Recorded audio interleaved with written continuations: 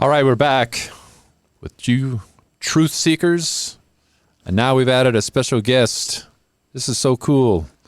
We've got Dave Nassaney in the house. Sir. Hey. Thank you. That's right. That's right. Thank you, my adored fans. Dave. So we've got a number of things we want to hit on today because David is broad-based in what he's been through, what's happened in his life. So we're going to start off, though, opening it up with you telling us your story. It's a good place to start, your story. Well, my beautiful wife, Charlene, and I had a fairy tale storybook romance, courtship, and marriage for the first 22 years of our lives together. Life was good. We were in the empty nest phase of life. Any of you been there? Kids had grown up, a little money in the bank, freedom, you could travel. We raised our 3 daughters. We got them all married, each one twice, all out of the house. And my wife starts complaining to me about this headache she'd been having for 3 days. The headache of her life just wouldn't go away. And so she kid around with me, say, just call Dr. Kevorkian and have him put me out of my misery, if you know, if you remember who he was. By the 4th day, that headache ceased being a headache. It turned into a stroke. She lost her speech, became paralyzed on one side, and our world just turned upside down. For the next 2 years, it was like a living hell for both of us. Charlene was angry and bitter most of the time, mostly toward me. You know, there's a song by the Mills Brothers, an old song, you mustn't hurt the ones you love, the ones you shouldn't hurt at all. Well, I put up with it as long as I could, and then I didn't think I could take it anymore. So I did what I do when I get frustrated. I sat down and I wrote a letter. And it said, "Dear Charlene, why are you so mean to me? I mean, it's so hard being your husband, taking care of you 24/7, not getting any love or appreciation in return. I mean, I know it's hard on you, but you're making it even harder on me to be your caregiver. I just don't think I can be with you anymore. I mean, I'll take care of you financially, but I just can't be with you." Wow. You know, and guys, I looked at that letter that I wrote, I read it over and over and over again, and I says, how can I give this to my soulmate, to the mother of my children, to my woman that I married 22 years earlier? Couldn't do it. So I just put it in my filing cabinet under unsent letters, which was a pretty big file. But, you know, you feel better when you get it off your chest, but I didn't feel better. I went on in my loneliness and my discouragement and my pain and my isolation. And fortunately, a couple of days later, I just happened to find this letter in my pocket. I looked at it, and it's a business card. It's inviting me to a caregiver support group. I didn't even know what a caregiver was, let alone a support group. But I figured maybe somebody gave this to me when I was living in the hospital with my wife for 6 weeks. Somebody must have thought I needed it. So I said, what have I got to lose? I'm miserable. I'll go. So I went. And that's when everything changed for me. I met people there who were just like me, burned out caregivers. Wow. I learned that if I didn't take care of me, I couldn't take care of Charlene. You know, the airlines tell us in the event of an emergency, put your oxygen mask first. Yes. Before you help your loved one with their mask. I mean, hello, what an amazing idea. What an amazing metaphor for life. Put your needs first. So I decided, and it sounded very selfish to me, you know, so I decided, okay, they're telling me to do it. I'm going to follow their advice, even though it feels wrong to be selfish. I'm going to put my needs first so I can take care of her needs. And it started working. I mean, slowly but surely, very slowly, but surely, she started, you know, coming around, started becoming her old self again. Our love was rekindled. And she figured out that if God didn't take her, then he must not be finished with her yet. So she reinvented herself. And she decided she's going to do everything that she did before. And that was a lot. You know, she was an interior decorator, a gourmet cook. She was a wedding coordinator at the church. She's like Martha Stewart, Wonder Woman, all rolled into one. And now she just makes normal people look like whiners and complainers. So she's still doing all that. She is, with one arm and one leg tied behind her back and duct tape over her mouth because she only has, a dozen words or so. And I'm just, she's such an encourager. She dresses like the Queen of England because, I got kicked out of the closet. I'm in the garage now in my closet. But God bless her. And so I started realizing through all of this that there were other caregivers out there who were suffering and feeling lonely, and I didn't want them to suffer anymore. I didn't want them to give up like I almost gave up. So I became Dave the Caregiver's Caregiver. And I now host a popular syndicated radio show called Caregiver Dave Show, heard in all 50 states, 135 countries, and I have written, I'm a best-selling author. I'm writing my 4th book. And I've appeared at Harvard with Suzanne Summers and Martha Stewart and Ice-T at Carnegie Hall and NASDAQ and West Point and Coca-Cola and Mercedes. Wow. I've spoken all over the country from Hawaii to Washington, D.C. And I've been on 46 TV shows. And so I started a website, caregiverdave.com, which is a support group. It's packed with tools and resources and blogs and videos and coaching by yours truly. And it's a free membership website. They just have to go there and sign up, and I'm going to give them 3 free gifts right off the bat. And they're going to get an introductory coaching session from yours truly. Oh, awesome. And if you know a caregiver, or if you are a caregiver, either join or buy, not buy, because it used to cost money, but it's free now. So encourage them to join, because you just might be saving their life. Heck, you might be saving your own life. yeah. So that's basically that's my huge. caregiver story. Well, that's a huge story. So I'll let you ask this question in just a second, but I just want to make that a quick observation. I mean, this is tragedy to triumph. This is huge. From a very desperate situation, God has turned it around. Yeah. You're a well-known author, speaker, podcaster. I mean, That was after the tragedy, though. Before that, I was just Mobile Dave, because I have a mobile gas station for 45 years now. Of course, 25 years back then. And I was just a normal guy. I wasn't doing any of this stuff. I'm glad I was on a need-to-know basis. If somebody told me the tragic days that lied ahead, I don't know what I would have done. But if he also told me that I was going to be doing all this good stuff, I'd say, yeah, right, I'm going to be an astronaut. I'm going to go to the moon. Because it was that impossible. right. But trials seem to forge you, like you're forging a sword with the hot iron and the fire and the hammer. It forges you into another person. And that's one of the gifts of the Spirit, or the armor of God, right? The belt of truth. I'm a new creature in Christ. Old things have passed away. Behold, all things have become new. Yeah. And I'm a walking, talking testimony to that. What a great word. Yeah. Great word. Yeah. How do you deal with the emotional aspect of the caregiving, being the caregiver? Caregiving is not for sissies. It's not no, hard. it's not. Now, I had a lot of gifts in my little tool belt to begin with. I'm an entrepreneur, so I've got all those skill sets, and I'm a very strong-willed person, and I know how to say no. I have boundaries in my life.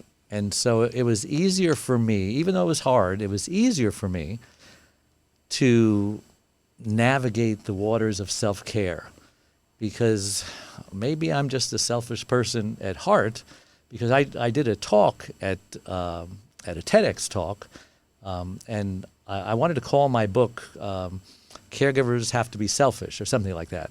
They said, no, you can't use that word. That's a negative word. Nobody will buy your book. And they hated it, so we changed the title to It's Your Life Too, Survive and Thrive as a Caregiver. But at TEDx, they liked the word selfish in there. They said, no, that's great, just something to get people to tune in. And so I was able to have boundaries, but most people don't. I have a Facebook group called Caregiver Dave, and I've got 35,000 caregivers following me. And the stories you hear great. are just tragic. I mean, right? A good therapist knows how to act normal when he's hearing such a tragic story, and he wants to say, "Oh my God, I can't believe that happened to you," but instead he just stays cool. But I've heard stories that I'm saying, "Lord, tell me what to say. Lord, tell me what to say. I don't know what to tell this person." So it's hard. It's hard for caregivers to take care of themselves. It's hard for them to not say no. So I say, just practice in the mirror. No. You practice however many ways you can say no, because they get in trouble by saying yes. They take too much stuff on. Well, you feel guilty. Yeah. I mean, right? Guilt is a whole nother topic. Yeah. Yeah. I mean, that's a driver for a lot of people. Yeah. Yeah. I have this CARE formula that I give them. It's CARE. C, communicate with your friends. Don't isolate yourself. Don't rag on these friends of yours. If you went to lunch with them before, go to lunch with them again. Don't tell them what a rotten day you had. Save that for the caregiver support group. That's what they're for. A is ask for help. Caregivers don't know how to ask for help. They think they can do it all themselves, and they can't do it all themselves. They will burn out. R is rest. Caregivers need 8 hours rest every single night. The average caregiver gets 2, maybe 3 hours. I can't survive on that. And the E stands for eat. Eat healthy, nutritious foods. Don't eat junk food. Junk food's got chemicals, sugar, processed ingredients. All that stuff will kill you. And then the guilt. You mentioned the guilt. Guilt is like wearing handcuffs. And, you have to let that guilt roll off of you like water off of a duck, because guilt will kill you as well. It's the stress. Yeah. Wow. I get it. My wife and I are caregivers, so I completely understand it. Yeah, you are. You were telling me some stories. Yeah. I get it. It is hard. Yeah. If you want to talk about guilt for a moment, I know that's a biggie. Just really briefly, I use the analogy, if there's 2 kinds of guilt. There's deserved guilt and undeserved guilt. Because guilt is like a traffic cop. It warns you. It says, danger, Will Robinson. Stop what you're doing and examine your heart. And, why are you doing? Someone's accusing you of being selfish, for example. Look at yourself objectively and say, gosh, am I being selfish? Ask some trusted people, am I being selfish? And they may say, yeah, you are. So if that's the case, okay, repent, apologize, ask forgiveness, turn yourself into the police, whatever it takes. And then, throw the guilt away, because you don't need it anymore. It did its job. Then there's undeserved guilt. Your mother-in-law is accusing you of this and that, and you ask other people, no, she's crazy. You didn't do that. Just ignore the guilt, throw the guilt away, just like you would if it was deserved. And that's how you deal with guilt. Wow, I guess Simple, we should, right? we can wrap it up right now. That was a good word. Question I have is that where do you find as a couple, where do you find your biggest joy now as a couple? Well, she still cannot talk after 25 years, but she can communicate non-verbally through Pictionary, charades, 2 games I hate, by the way, but I'm learning to love because I really suck at it. But I can get about 75 to 80% of what she's trying to say, which is a lot better than normal married people. Communication isn't great in normal married lives. But so we're doing pretty good. And she's got the nonverbal part down good, because that's like 80% of communication is nonverbal. And so we have a normal relationship. We just came back from Ventura celebrating her 77th birthday. I'm 67. Yeah, happy birthday. Wow. Thank you. I would say she robbed the cradle, but she doesn't like me to say that, so I won't say that. But our love is probably stronger than it ever has been. We respect each other probably more than it's ever been. She understands that most men wouldn't stick around. They would have given him that letter. And I understand that most women in her position would be depressed and would be suicidal. And she chooses not to put me through that, and I choose not to put her through that. So we are happily married, probably more so than we ever have. I mean, maybe if she didn't have a stroke, who knows? Maybe we'd be arguing all the time about stuff. But now we can't argue because we can't really communicate on that deep of a level. But I'm being facetious, of course. But we And I get along like great. the idea that you set aside Thursday nights Yeah. Oh, yeah. for dinner. date night. Date night, yeah. Date, day, and night. I don't get away with just date night. It's got to be the whole day. And she guards it like a hawk. And so that's one recipe for a happy marriage. Never stop dating your wife. And I've been married for 47 years now, and I don't think I can probably count on one hand the Thursdays that we've missed, but I had to make it up on another night because she forces me to. And if she didn't, I probably would have let it, fade away. So a man needs a woman to keep him straight. Behind every great man is a greater woman. He's just spitting it out left and right. Know, over here. See, it's making us feel like suckers over here. I know. I got to go home and work. Let me know if I'm talking too much. Or... No, this has been great. Dave Nassaney's with us, and a lot of good stuff here. And certainly, if you're a caregiver, reach out to caregiverdave.com and get hooked up. And this is Truth Matters. You can reach us at info@truthmatters.la. And we have with us David Nassaney. If you missed our first segment, you really missed it. So we're going to move on and continue talking about, first of all, because we were doing it off camera, about your lovely wife, telling on her, because she's had a lot of impact on people. She has. Earl just mentioned that we went to dinner a few nights ago, and we've been saying we were going to do it forever, and we finally did it. We nailed each other down, and my wife prayed for her. And how does a woman who can't speak pray? Now, she has something called aphasia, which means her brain doesn't remember how to move your mouth and your lips and your tongue to form the words, and it also doesn't remember how to spell the words. So everything going out is all tweaked. Everything coming in is good. So we're very fortunate, because with some people it's just the opposite, and with some people it's everything. But she can understand you perfectly, and she can read. But when she tries to communicate out and say, well, why don't you teach her sign language? Well, sign language is a language. It's the language part of the brain that is tweaked. So she prays for people. And when she does, she just says a bunch of syllables and vowels and words that are gibberish to anybody else. But man, you can hear her pray. Absolutely. And your spirit is touched, and everybody she prays for just starts crying. Because the Holy Spirit comes down upon her, and she's very gifted. I'm very fortunate that she has the outgoing temperament, because most women in her position draw inside. They become introverted. They're shy. They don't talk. They just kind of curl up in a corner and eventually die. But she's just the opposite. One arm, one leg tied behind her back and duct tape over her mouth, and you can't shut her up. She's the life of the party. She is the life of the party. She is the life of the party. We went to New York to have to pitch interviews, producers. Good Morning America, the Today Show. We spoke to 88 producers, and every single one of them. I brought her with me. She was dressed like the Queen of England in her little power chair. We were in New York at the Hotel New York, and the New Yorker. And she just glowed, and producers from across the room, and it was a big room, they would see this woman glowing, and they would walk all the way across the room just to say hello and introduce themselves, and who are you? And then they get around to me, and they're having a conversation. I say, well, she can't talk. Well, what do you mean she can't talk? I said she was communicating, but she wasn't really talking. And they were amazed, just amazed. And we booked 88 producers, almost all of them. Wow. So, Great story. I mean, it just seems obvious to me. I hope it's getting through the camera. But the word that comes to me is hope.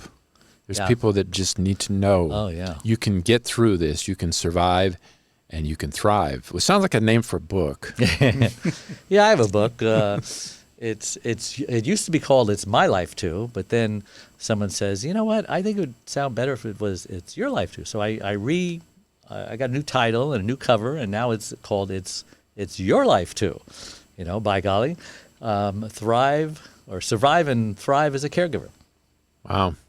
So it can be done. Beautiful. Yeah, and there is hope. I'm telling you, if my wife can do it, anybody can do it. Really, because she's a strong-willed woman, and sometimes she can be stubborn, And sometimes, or a lot of times, she doesn't listen to her husband. You know, she's not the perfect